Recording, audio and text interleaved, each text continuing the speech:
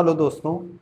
देखिए, आज जिस टॉपिक पे हम बात करेंगे उस टॉपिक का नाम है यूरिनरी ट्रैक इन्फेक्शन। यूटीआई इसको शॉर्ट फॉर्म में डॉक्टर्स के टर्म में बोलते हैं। डॉक्टर्स ज़्यादातर इसको यूटीआई के नाम से जानते हैं। अगर आप अपनी समस्या को बताएंगे तो कभी कभी आप अगर डॉक्टर से पूछेंगे कि सर हमको किस तरह की समस्या है, तो वो नाम देते हैं कि आपको यूटीआई की प्रॉब्लम है। तो यूटीआई क्या होता है? Urine track infection. थोड़ा सा डिटेल में अगर इसको हम आपको बताएं तो होता क्या है कि जो यूरिन का ट्रैक होता है उसमें किडनी, मूत्राशय और मूत्र मार्ग तीनों आते हैं। तो इसमें होने वाला एक बैक्टीरियल संक्रमण है।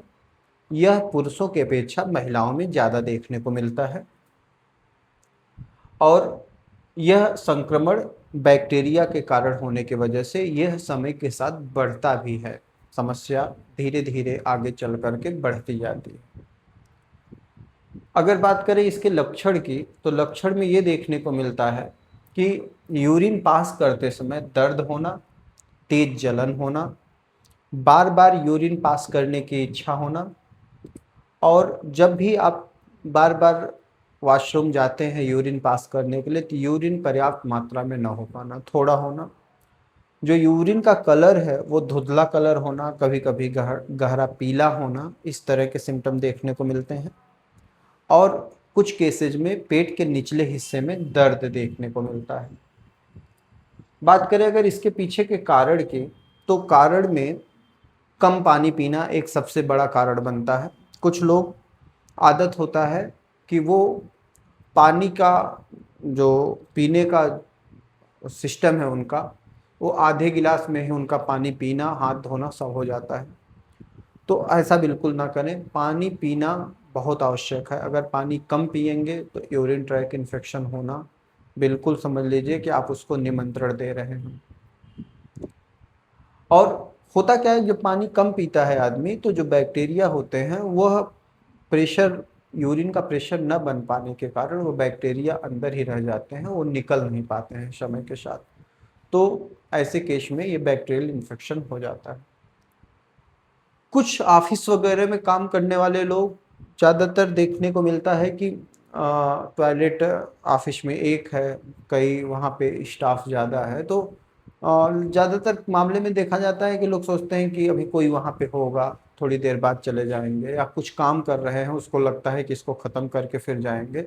तो अगर ये गलती आप कर रहे हैं तो इसको बिल्कुल मत करें। अगर आप यूरिन को ज़्यादा समय तक रोक के रखेंगे तो भी यूरिन ट्रैक इन्फेक्शन होने का खतरा बढ़ जाता है। साफ सफाई की कमी रखने के कारण भी इस तरह की समस्या देखने को मिलती है। कुछ केसेज में हाई शुगर, गर्भावस्था और मोनोपाज की स्थिति में भी इस तरह की समस्या देखने को मिलती है। अब अगर हम बात करें इसके बचाव की, तो बचाव में जैसा कि मैंने कहा कि कारण है कि पानी कम पीना, तो सीधी सी बात है, बचाव के लिए पानी को ज़्यादा से ज़्यादा पिएं।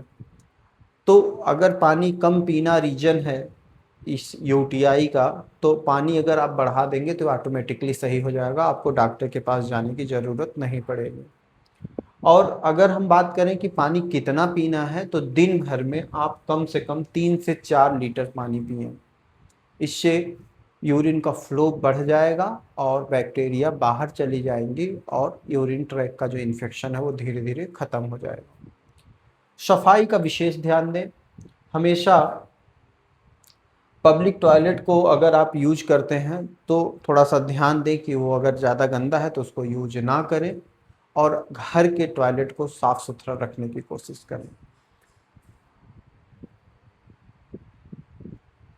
कुछ दवाइयाँ हैं जिनको आप यूटीआई के केस में यूज कर सकते हैं, जिनका बड़ा अच्छा रिजल्ट देखने को मिलता है। मैंने अपने प्रैक्टिस में देखा कि जिनको ये दवाइयाँ मैंने दिया है, उनके सिम्टम को देखते हुए उनको यूटीआई से पूरी तरह बाहर निकाल दिया गया है, उनकी समस्या पूरी तरह ख़त्म हो गई है।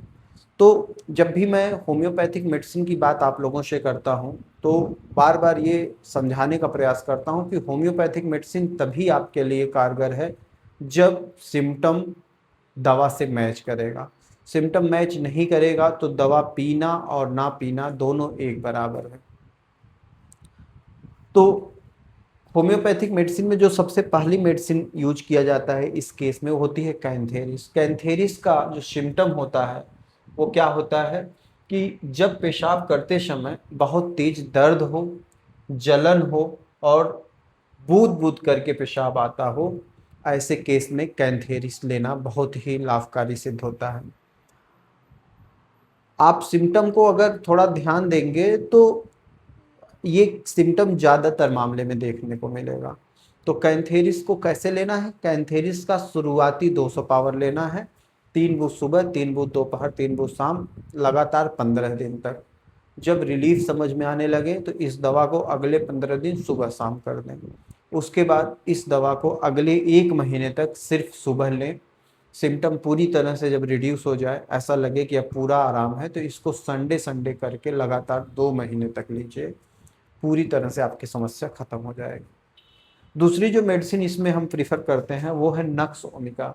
नक्स ओमिका की बात करें तो नक्स ओमिका का जो सिम्टम होता है वो होता है कि बार बार ऐसा लगता है, आप यूरिन पास करके आए, 5 मिनट बीतते बीतते आपको ऐसा लगता है फिर से मुझे यूरिन जाने की इच्छा हो रही है।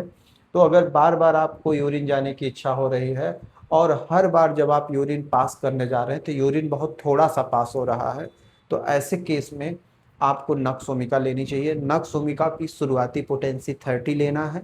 30 पोटेंसी में नक्स ओमिका लीजिए, 3 बूंद सुबह, 3 बूंद दोपहर, 3 बूंद रात, लगातार 15 दिन तक। अगले 15 दिन इस डोज को सुबह शाम कर दीजिए।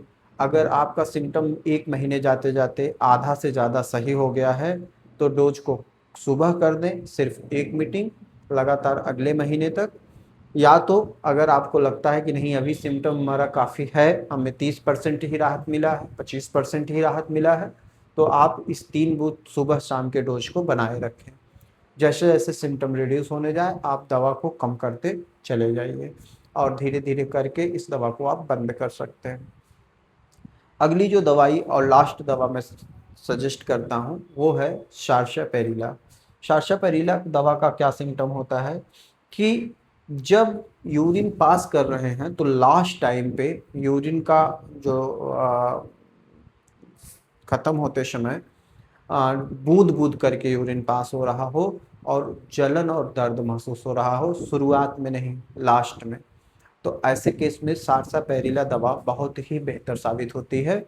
इस दवा को शुरुआत में 30 पोटेंसी में लेना है, 3 बूंद सुबह, 3 बूंद दोपहर, 3 बूंद रात, लगातार 1 महीने तक। सिम्टम रिड्यूस हो जाए इस दवा को सुबह शाम कर दीजिए अगले 1 महीने। नेक्स्ट जो तीसरा महीना आएगा उसमें इस दवा को सुबह एक बार 3-3 बूंद करके लेते रहिए। तीसरा महीना खत्म होते होते आपकी समस्या भी खत्म हो जाएगी। देखिए, जो भी दवाइयाँ हम आप लोगों के साथ शेयर करते हैं नॉलेज के लिए तो बहुत अच्छी बात है। साइड इफ़ेक्ट की बात करें तो साइड इफ़ेक्ट भी ना के बराबर है। लेकिन कभी भी दवा लेने से पहले अपने किसी नज़दीकी अच्छे कुशल चिकित्सक से परामर्श लेकर ही दवा लें। अगर किसी को हमारी संस्था से, हमारी टीम से संपर्क करना है तो हम अपने संस्था का नाम और मोबाइल नंबर स्क्रीन पर शेयर कर दिए हैं। हमारी दवाइयाँ ऑल ओवर इंडिया बल्कि विदेशों में भी कुरियर के माध्यम से भेजी जाती हैं। अगर किसी तरह का हमारे वजह से आपको इस समस्या से निकलने में मदद मिल पाए तो हमें बहुत खुशी होगी। Thank you very much.